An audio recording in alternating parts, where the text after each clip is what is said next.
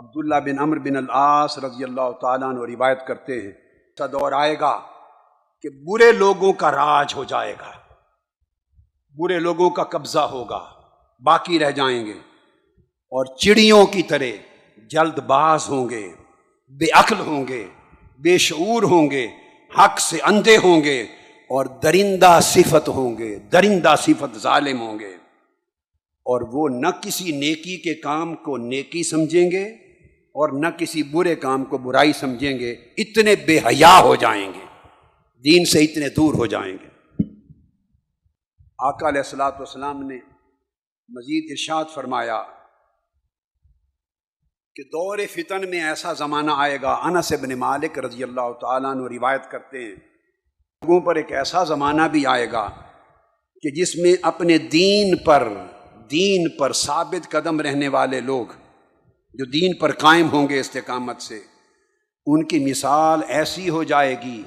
جیسے کوئی شخص آگ کے انگارے اپنی مٹھی میں بھر لے۔ دین پر قائم رہنا اس سوسائٹی میں، بولیے، دین پر قائم رہنا، ایمان پر قائم رہنا، سچائی پر قائم رہنا، دیانت پر قائم رہنا اس سوسائٹی میں جہاں راج ہی سارا جھوٹ کا، مکر کا، فریب کا، پیسے کا، بددیانتی کا، خیانت کا ہے، لوٹ مار کا ہے، فرمایا ایسے ماحول میں میرے دین پر قائم رہنے والے اتنی مشکل زندگی گزاریں گے کہ جیسے انگاروں کا، آگ کے انگاروں کو کوئی آدمی اپنی مٹھی میں لے لیتا ہے، مگر اللہ پاک ان کو اجر کیا دے گا، یہ بات سمجھنے والی ہے۔ اجر یہ آقا علیہ السلام نے فرمایا، حضرت معقل بن یسار روایت کرتے ہیں، فرمایا العبادت وفی روایت العمل، فرمایا ایسے دور میں جب فتنے عام ہو جائیں، ظلم عام ہو جائے، بربریت عام ہو جائے، خیانت اور بددیانتی عام ہو جائے، کرپشن عام ہو جائے، لوٹ مار عام ہو جائے، دیندار کو لوگ عزت نہ دیں اور بے دین کرپٹ بدمعاش کو عزت دیں، ایسے ماحول میں فرمایا جو شخص دین پر قائم رہے، اللہ کی بندگی اور عبادت پر قائم رہے اور نیک عمل پہ قائم رہے،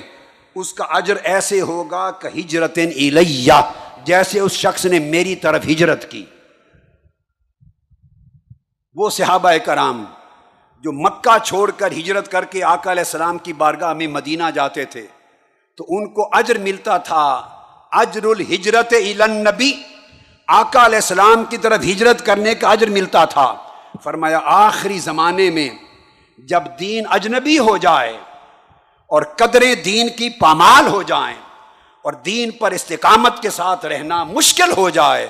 اس دور میں دین پر قائم رہنے والوں آقا نے فرمایا ایسے زمانے میں جو دین پر استقامت کے ساتھ قائم رہے، نہ لالچ اسے دین کی راہ سے ہٹا سکے، نہ کوئی خوف اسے دین کی راہ سے ہٹا سکے، نہ لرزائے، نہ گھبرائے، نہ پھسلے اور دین پر قائم رہے، فرمایا خدا کی قسم اس کو دین پر ایسے حالات میں استقامت کے ساتھ رہنے کا اجر یہ ملے گا جیسے اس زمانے میں لوگ مصطفیٰ کی طرف ہجرت کر کے جاتے، ہجرت الی المصطفیٰ کا اجر ملے گا۔